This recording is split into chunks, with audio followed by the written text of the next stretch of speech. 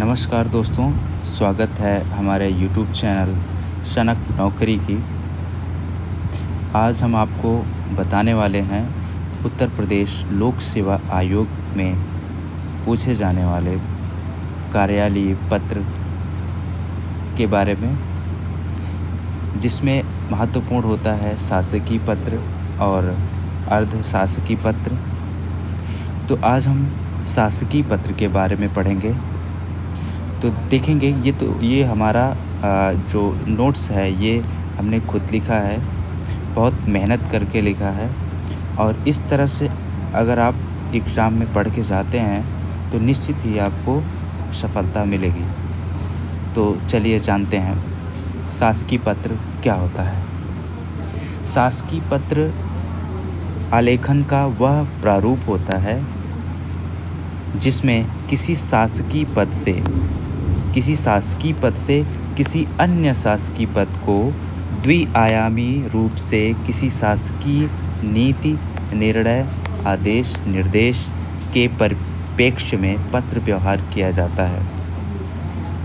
आइए अब देखते हैं कि शासकीय पत्र की विशेषताएं क्या होती हैं, इसका उद्गम कहाँ से होता है और गंतव्य कहाँ तक होता है।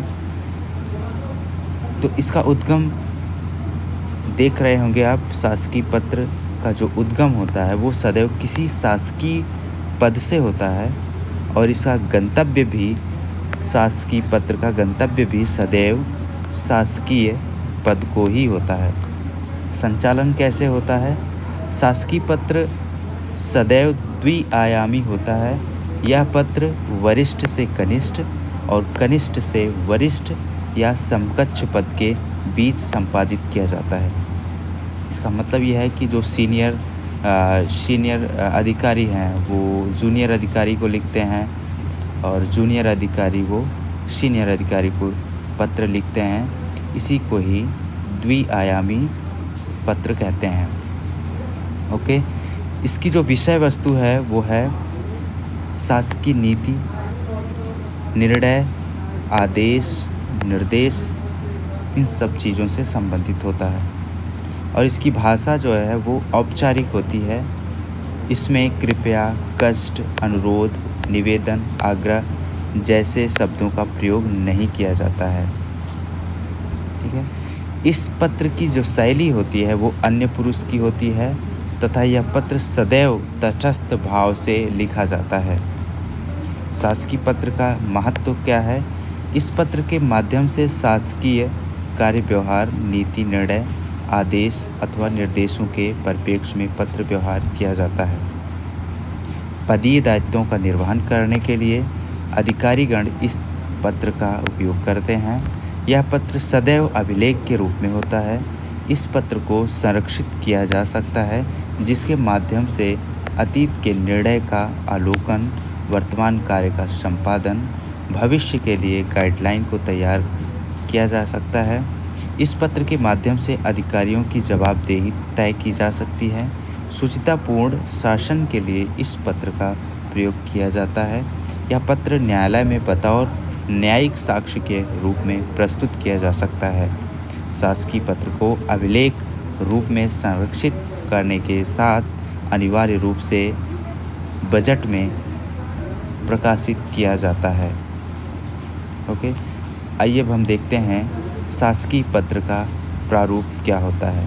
यहाँ आप देखते होंगे कि दाईं तरफ पत्रांक लिखा होता है और बाईं तरफ प्रेषक का नाम, भेजने वाले का नाम और उसका पद क्या है और उसका पता क्या है।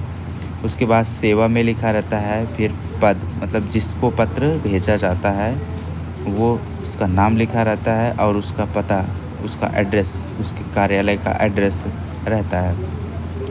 हम देखते हैं कि यहाँ अनुभाग हो गया, ये दिनांक और स्थान, ठीक है। और विषय ज़रूर लिखा होता है, इसमें किस विषय से संबंधित ये पत्र है। तो शुरुआत महोदय से करते हैं। तो ये है शासकीय पत्र का प्रारूप। उपर्युक्त विषय के संदर्भ में मुझे आपसे यह कहने का निर्देश हुआ है कि इस तरह से जो पत्र का मुख्य पत्र का मुख्य विषय होता है उसके बारे में डिटेल से यहाँ लिखा जाता है और लास्ट में ये लिखा जाता है कि तत्काल प्रभाव से उक्त का अनुपालन सुनिश्चित करें। संलग्नक जो आपने उस पत्र के साथ संलग्न किया है वो रहेगा और भौदी जिन्होंने पत्र भेजा है उसका हस्ताक्षर, नाम और पदनाम ये रहता है। और किसको किसको प्रतिलिपि किया जाना रहता है वो लिखने के यहाँ लिखा जाता है और ऊपर जो है ये लिखा जाता है कि प्रतिरूप को निम्नलिखित को सूचनार्थ एवं आवश्यक कार्यवाही हेतु प्रेषित और आज्ञा से यहाँ पर नाम और हस्ताक्षर लिखा जाता है। तो दोस्तों ये रहा आज का हमारा टॉपिक शासकीय पत्र। तो आप इसका स्क्रीनशॉट ले सकते हैं और फिर से देख सकते हैं जिससे कि आपके दिमाग में ये बैठ जाए कि शासकीय पत्र की जो विशेषताएं होती हैं वो क्या होती हैं।